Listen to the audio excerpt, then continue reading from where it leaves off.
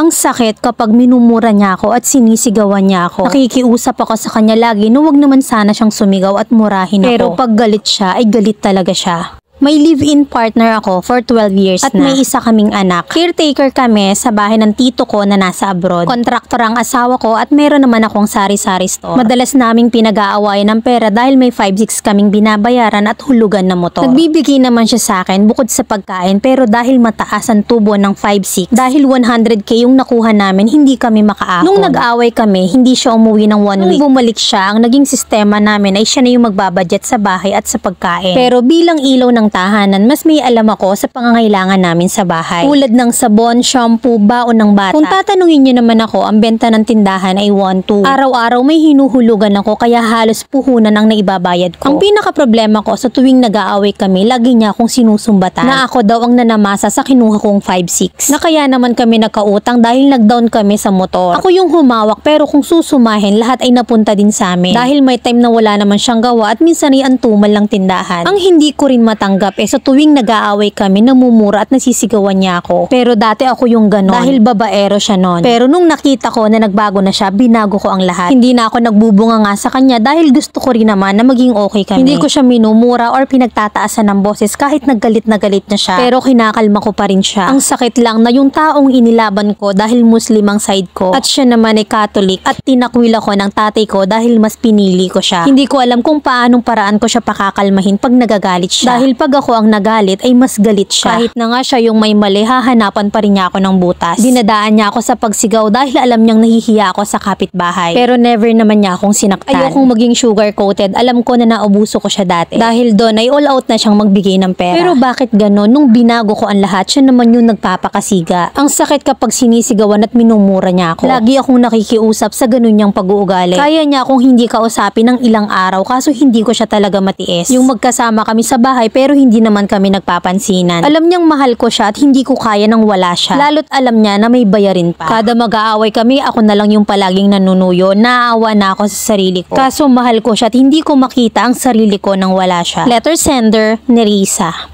Masakit talaga kasi sa ulo yung usapang financial. Yung 5 senses talaga ng katawan mo, lahat yan titibok pag yan ang naging problema nyo. Tanong ko sa'yo, yung pera bago ba nagkawatak-watak, in-explain mo per piece kung saan napunta. Kasi kung may pinagbayaran ka after nyong makuha yung pera at na-bypass ang asawa mo, utas talaga tayo dyan. Yung magpakiramdam na nagbabayad na lang kayo pero wala na siyang nakita kundi yung motor nyong hulugan. Eh hindi naman yun naaabot sa 100k kasi down lang naman yung binigay nyo. Yung pagtumal ba ng tindahan, nabanggit mo sa kanya na doon mo rin kinukuha sa nautang nyo. Kung hindi mo in-explain sa kanya bago nalusaw ang pera, napakalaking pasanin talaga kasi hindi naman biro yung 100k tapos may tubo pa. Kung may resibo ka pa ng mga nagastos mo at maipapaliwanag mo ng maayos ang pinagkagastusan mo, i-explain mo sa abot ng makakaya mo. Dahil sa case ng malaking pinagbago ng pag-uugali niya ngayon. For sure ako na yung duda niya sa perang nautang nyo, yun ang nagpapasiklab sa kanya. Pero kung wala ka namang kasalanan at alam mo sa sarili mo na naubos yung 100k sa importanteng bagay, i-explain mo ng maayos yun, ultimo sa kalit-liitang sentavo.